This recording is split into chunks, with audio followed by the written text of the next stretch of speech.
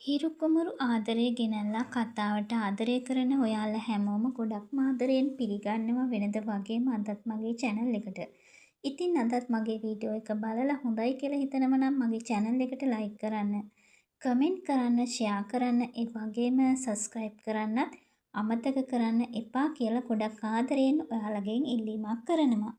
මම අද ඔයාලට වීඩියෝ එකෙන් කියන්න බලාපොරොත්තු වෙන්නේ හංසනාගේ දිනෙත්මින්ගේ විවාහ උත්සවයේ දවසේ මේකලා කරන දේ ගැන කියන්න.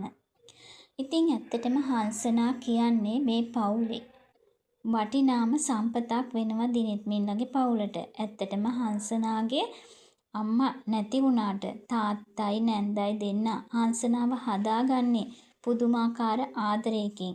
ඒ වගේම හංසනාගේ තාත්තා හංසනාට ජීවිතේ හැම දෙයක්ම උගන්වලයි තියෙන්නේ.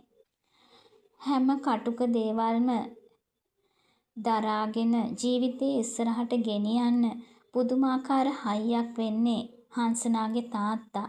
ඔයාලට මතක ඇති ඇල්පිටියේ ගෙදර ඉන්න කාලේ හංසනා දිනෙත්මින්ලගේ පවුලත් එක්ක කතා වුණේ තමා වෙනුවෙන්වත් නෙමෙයි සමාජෙ වෙනුවෙන් ගමේ සියලු දෙනා වෙනුවෙන්. ඉතින් ඒ වගේ හැමෝගෙම හිත දිනාගෙන ගමේ හැමෝටම කැප වෙලා වැඩ කරපු කෙනෙක් තමයි හංසනා කියන්නේ.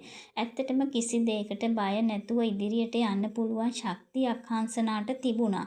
ඉතින් මේ වෙලාවෙදිත් ඔන්න දිනෙත්මින්ලගේ මේ පවුලේ ඇති වෙලා තියෙන ගැටලු අභිරහස් මේ හැම දෙයක්ම එලි කරගෙන මේ පවුල ඉස්සරහට ගොඩ ගන්න ඉන්න එකම කෙනා තමයි හංසනා.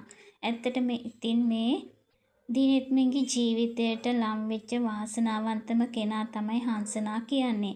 ඉතින් මේ පවුලේ තිබිච්ච සියලුම ගැටලු විසඳගෙන මේ පවුලට ආලෝකයක් අරගෙන එන්න හංසනාට පුළුවන්කම ලැබෙනවා. ඒ අවස්ථාව තමයි දිනෙත්මිනුයි හංසනායි විවාහ වෙන දවස. ඇත්තටම මේ වෙලාවේදී පසුබ හැම වෙලාවෙම කකුලෙන් ඇදලා මේ දිනෙත්මින්ව වටන්න හිතාගෙන හිටපු මේකලා මේ වෙනකොට ගොඩක්ම දුර්වල තත්ත්වයට පත් වෙලා කොටින්ම කිව්වොත් මේ පවුලෙන් නැත්තටම නැති වෙලා යන තරමටම පත් වෙලා ඉන්නේ. එයාගේ හැම රහසක්ම එළියට ඇවිල්ලා ඉවරයි. මේ පවුලට හැම දෙයක්ම සිද්ධ කරේ මේකලා කියන එක ඔප්පු කරලා ඉවරයි.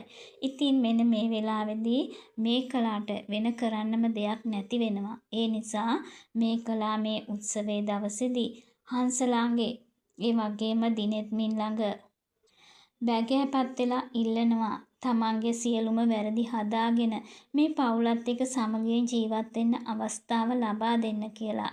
හැබැයි ඉතින් මේකට හංසනා එයාගේ තීරණය මොන වගේද කියන්න පුළුවන් කමක් නැහැ. නමුත් ඉතින් අනිත් අය නම් කීයටවත් කැමති වෙන්නේ නැහැ.